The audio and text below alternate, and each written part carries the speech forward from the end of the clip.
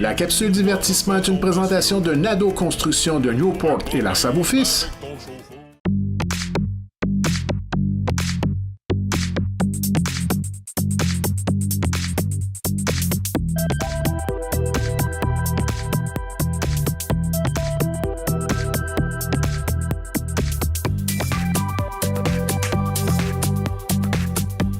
Mesdames, Messieurs, bonsoir et bienvenue à votre capsule divertissement. Toujours un plaisir d'avoir en studio avec nous Jocelyne Covier. Alors tout d'abord, bonsoir Jocelyne. Bonsoir. Ça va toujours bien? Toujours. Une autre semaine de programmation pour la capsule divertissement. Effectivement. Et aujourd'hui, on va parler de mythes. Donc, dans notre vie de tous les jours, on entend toutes sortes d'idées reçues qu'on ne prend pas toujours la peine de vérifier. Ah, donc, pas les mythes insectes. Là. Non, c'est vraiment okay, les mythes. Donc, c'est des histoires qui circulent depuis parfois des générations. Puis, c'est important de justement vérifier l'information. Est-ce que c'est vrai? Démystifier tout ça pour faire la part entre le vrai et le faux. Voilà. Et souvent, j'imagine qu'on va découvrir des choses qu'on n'aura probablement été certain que c'était véridique. Effectivement. Puis ce que je trouve intéressant, c'est qu'il y a certains mythes là-dedans que moi-même, j'ai véhiculés sans le savoir, que, bon, j'ai toujours entendu ces paroles-là. Donc, c'est intéressant en même temps de mettre l'heure juste. Donc, c'est ce qu'on va faire aujourd'hui. Donc, j'ai l'impression que ça va être très intéressant. Alors, on débute avec les bananes. Donc, les bananes poussent dans un arbre, c'est un mythe. Donc, les bananes poussent sur une plante de 25 pieds de haut. Donc, en fait, c'est la plus grande plante herbacée vivace. D'où peut-être de la confondre avec un arbre. C'est tellement grand comme plante qu'évidemment, on peut comprendre l'image suivante, on va voir. C'est un arbuste, c'est ça? C'est une plante. Une plante, carrément? Donc, c'est sûr que lorsqu'on voit une plante si haute, je comprends qu'on peut confondre avec un arbre. Mais là, je ne le savais pas. Là. Je pensais que c'était un arbre. Moi aussi, honnêtement, c'est... que la banane, pour les Gaspésiens, c'est non seulement abordable, mais c'est peut-être celle-là qu'on a le moins de difficultés à se procurer à l'année. Là. Effectivement, donc... Incluant peut-être les pommes et les oranges, là, mais surtout la banane. Là. Donc, c'est une plante. Eh bien. Ensuite, nous avons... Celle-là, elle circule depuis vraiment longtemps. Couper un verre en deux va donner deux verres. Des vers de terre, évidemment. Bon. Donc, non, c'est faux. C'est un mythe. En fait, le verre a une tête et une queue. Et si on le coupe en deux, il peut générer une autre queue, mais pas une autre tête. Donc, vous allez avoir un verre qui va vivre, évidemment. Même s'il est coupé en deux? Oui, parce que... Il continue à vivre, mais il n'y aura pas de tête. Non, il va continuer à vivre où il y a une tête. Donc, la partie avant, l'autre partie, il va pousser une queue. Et quand on le voit bouger, c'est plus les nerfs. Là. Oui. Alors, la partie arrière, qui a seulement une queue, il n'y a pas une tête qui va se régénérer. Ce qu'il faut retenir, c'est quand on coupe le verre en deux, il y a un bout qui pogne les nerfs. C'est ça. Ça ne donne pas deux verres. Mais quand j'étais jeune, on n'était pas à penser ça. On le voyait bouger, puis on a tous été à la pêche. Là. Oui, donc ça circule depuis assez longtemps. Ensuite, celle-là, la matière a trois états, donc état solide, état liquide, état gazeux. C'est un mythe parce qu'en fait, il y a un autre état qu'on appelle le plasma. Donc, c'est moins, ça circule moins. Donc, qu'est-ce que c'est le plasma? C'est un gaz ionisé. Et puis, on pourrait comparer ça à une flamme. Vous allez voir l'image suivante. On en trouve, par exemple, sur le Soleil, aussi au niveau des éclairs. La queue des comètes est composée de plasma. Donc, ça se comporte, comme je disais, c'est un peu comme une flamme. Et en fait, plusieurs éléments peuvent être transformés en plasma si on les chauffe suffisamment. Un autre exemple, c'est les fameuses boules de plasma. Ça, c'est un très bon exemple pour se représenter ce que c'est exactement. Donc, ce n'est pas exactement un gaz, c'est un autre état de la matière. Ensuite, nous avons, celle-là, je l'ai vraiment beaucoup entendue, c'est qu'un groupe de femmes qui vivent ensemble, les menstruations vont se synchroniser. Bon. Ça, je l'entends à chaque année. Ah oui. Et les gens sont convaincus, ils disent, oui, moi, j'avais des colocataires féminines, puis nos menstruations étaient toutes en même temps avec le temps. C'est faux. On a quand même pris le temps de faire une étude sur le sujet. Donc, on a étudié 360 paires de femmes. Et en fait, l'étude a donné le résultat inverse. C'est plus l'étude avançait, plus la date de début des menstruations s'éloignait les unes des autres. Donc, c'est... Donc, ce qu'il faut comprendre, c'est que c'est un cycle personnel pour Oui. chacun. Donc, on ne se synchronise pas. C'est pas comme un iPod qu'on synchronise, ça marche pas. C'est peut-être des statistiques qui se sont ajustées à ce moment-là de façon aléatoire. En fait, l'être humain, souvent, ça peut arriver, évidemment, le cycle menstruel peut changer énormément au cours d'une vie, des fois beaucoup plus court, des fois 2 cycles dans un mois. Donc, si ça donne que vous avez l'impression que vos menstruations, depuis un bout de temps, démarrent en même temps que votre colocataire, ça se peut que votre cerveau interprète ça comme une statistique. « Ah, mon Dieu, ça veut dire qu'on se synchronise. » Mais non, c'est pas scientifiquement prouvé. Oui, peut-être qu'il y a une certaine recherche de solidarité lorsqu'on en est rendu à cette période-là, étant donné que c'est nécessairement pas la période la plus agréable non plus. Là, hein? Oui. On recherche peut-être de la compagnie ou comment est-ce qu'on dit ça, de l'empathie. Effectivement. Des gens qui nous entourent. Puis on remarque probablement plus pour les femmes qui souffrent de syndrome prémenstruel. Bien, c'est sûr que 2 syndromes prémenstruels en même temps, j'imagine que ça marque l'esprit. C'est rock and roll. Ensuite, nous avons... ça aussi, ça circule depuis longtemps, c'est que le sens d'écoulement de la toilette varierait selon l'hémisphère nord et sud. En Australie, puis ici. Là. Voilà. Donc non, c'est un mythe. En fait, on se basait sur l'effet Coriolis. Oui, faut-tu être gêné si on y a cru? Là? Non, j'y ai cru, honnêtement. On peut être à l'aise, là. J'y ai cru. Donc, si vous riez jaune à la maison, là, on est peut-être solidaire un peu. Parlant de rire jaune, il y avait Bart Simpson qui avait fait un appel, je pense, en Australie pour vérifier le sens d'écoulement de la toilette. Donc, ça circule depuis longtemps. Donc, on se basait sur l'effet Coriolis du sens de rotation de la Terre, mais non, ça n'affecte pas une toilette, c'est trop petit. Donc, ça dépend en fait du design de la toilette, de la plomberie et de la pression d'eau. Donc, oui, il y a des toilettes qui ne tournent pas dans le même sens, mais c'est dû à leur conception. C'est un peu partout dans l'hémisphère nord et sud, ça n'a pas rapport avec... Non, moi, j'y ai cru, honnêtement. Puis j'ai jamais porté attention non plus sur l'ensemble des toilettes qui sont passées dans ma vie. Disons que je portais pas attention à ce détail-là, dans quel sens que ça tournait. Bien, semble-t-il qu'il y a des gens... Je vais peut-être regarder, y penser par il y a des gens qui se rendaient en voyage dans l'hémisphère sud. C'est une des premières choses qu'ils allaient voir dans la chambre d'hôtel, parce que ça circule depuis longtemps. Donc, voilà, c'est un mythe. Autre mythe qui circule, ça prend 7 ans pour digérer une gomme.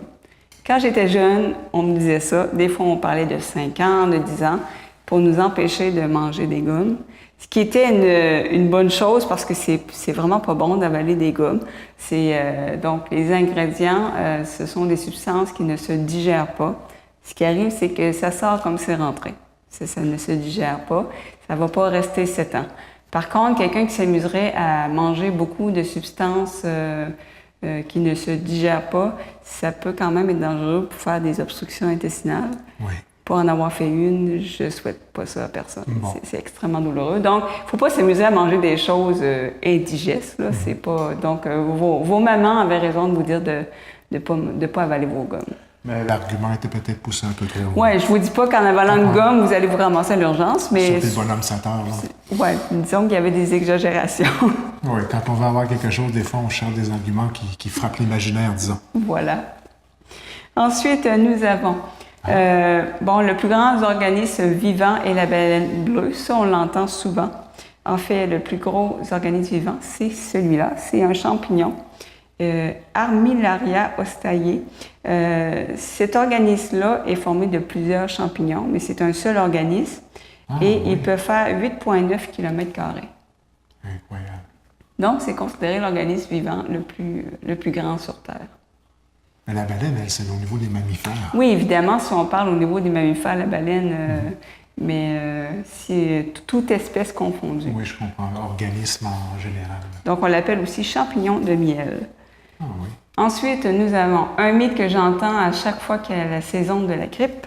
Donc, les antibiotiques ne tuent pas les virus. Ça, c'est vrai. Parce que souvent, les gens vont avoir des virus, vont dire, bon, le médecin va me donner des antibiotiques puis je vais être correct. Les antibiotiques fonctionnent sur les bactéries et non les virus. Ah oui? Oui. Ça, à chaque saison de la grippe. C'est pour ça que des fois, les gens sont déçus. Ils vont aller à l'urgence pour un virus, puis ils vont dire, bon, le médecin ne m'a même pas donné d'antibiotiques, puis ça ne fonctionne pas sur les virus. Antibiotiques, c'est pour bactéries. Ça, c'est un mythe qui circule beaucoup, beaucoup. Ben oui.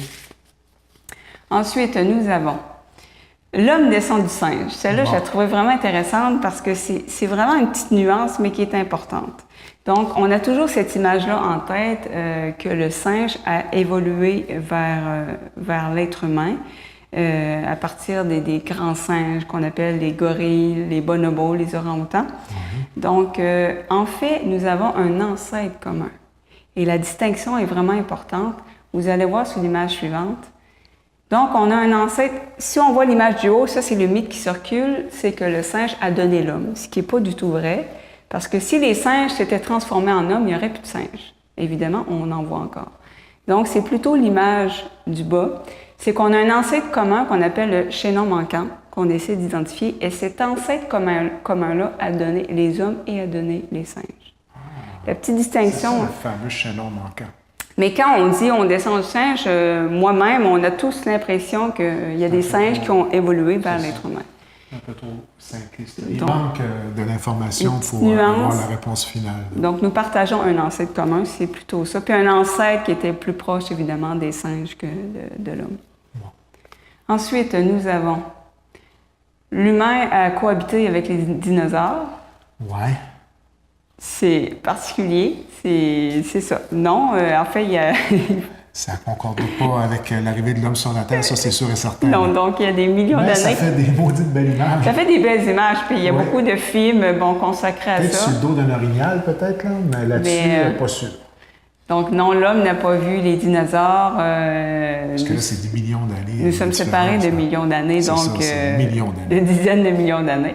Donc, ça fait des bons films, spectaculaires. Mais il y a quand même j'ai vu, entre autres, sur Internet, en faisant des recherches, qu'il y a certains musées aux États-Unis sur le créationnisme qui présentent des dinosaures en présence d'êtres humains. Parce que pour les créationnistes, la Terre est beaucoup moins âgée que son âge scientifiquement établi, si on veut.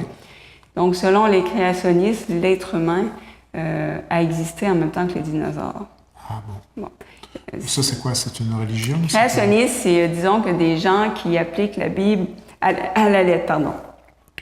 Donc, c'est des gens qui vont se fier sur les textes de la Bible sans nuance. D'accord. Donc, ici, l'Église catholique a reconnu l'existence des dinosaures, mais il fut un temps où on disait que ça n'existait pas. Donc, dans le fond, c'est au premier degré.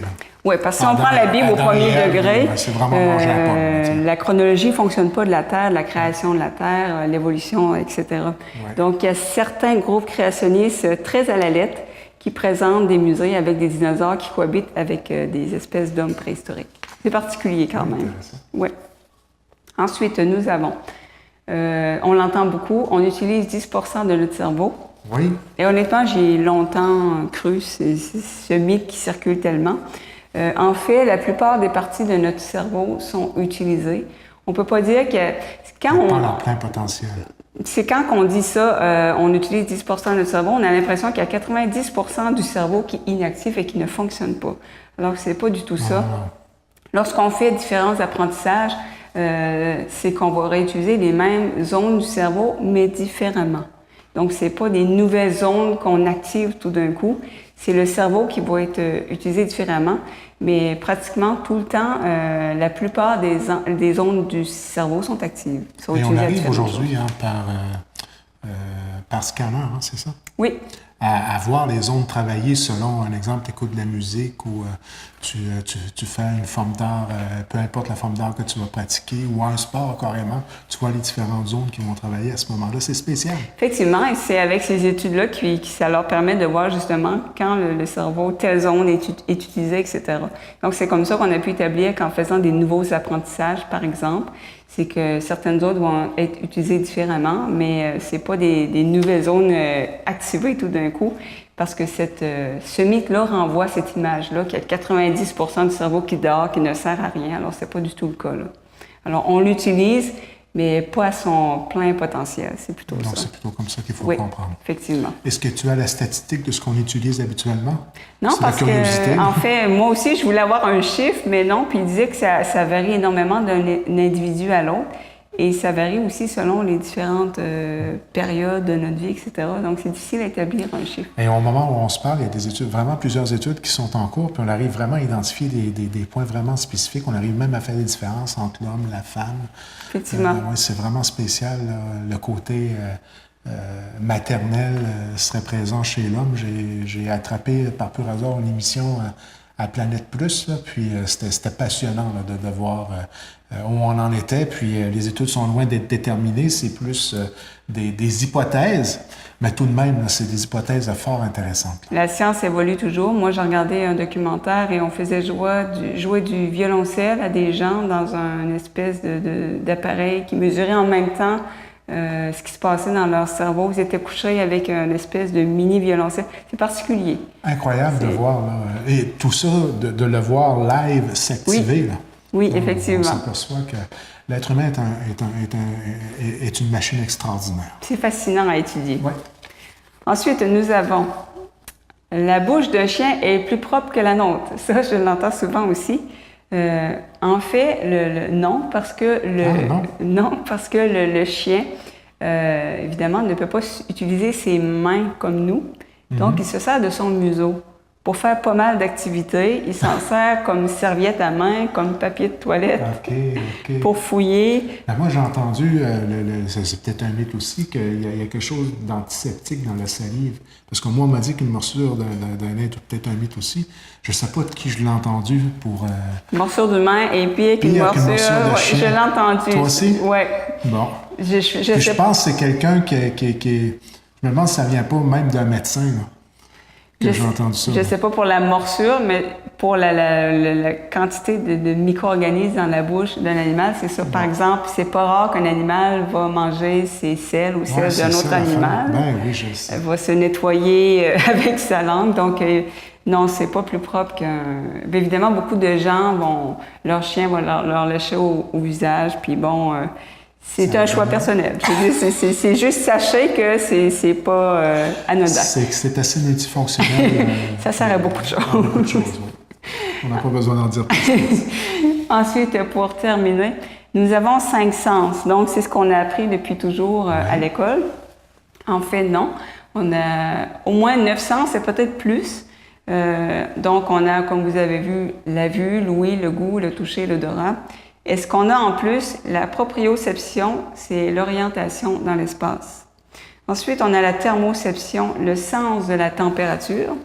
On a l'équilibroception, qui est le sens de l'équilibre, et l'interoception, qui est le sens de la condition physique, c'est-à-dire physiologique, c'est-à-dire qu'on sait à tout moment comment notre corps se sent, si on veut. Et ça, c'est vraiment distinct. Là. Ça ne vient pas se relier à un sens actuel, là, comme le sens de l'équilibre. Je l'aurais été porté à la jumeler à Louis, non? C'est pas ça. Là. C'est carrément des sens propres qu'on ajoute à ceux-là.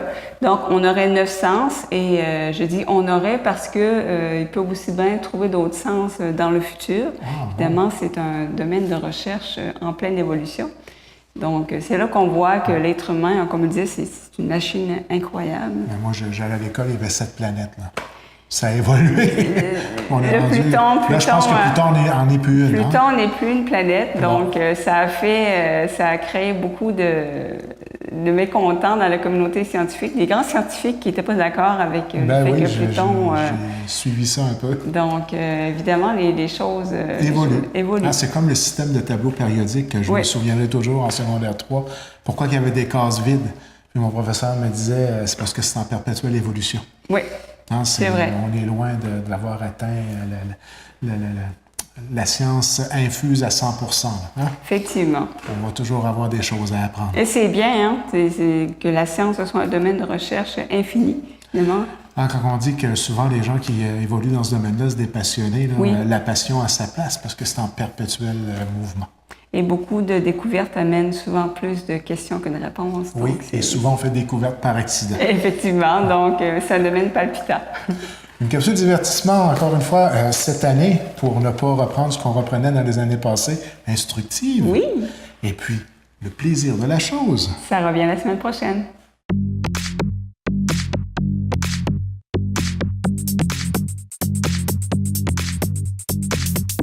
La capsule divertissement vous a été présentée par Nado Construction de Newport et Lansabo Fils.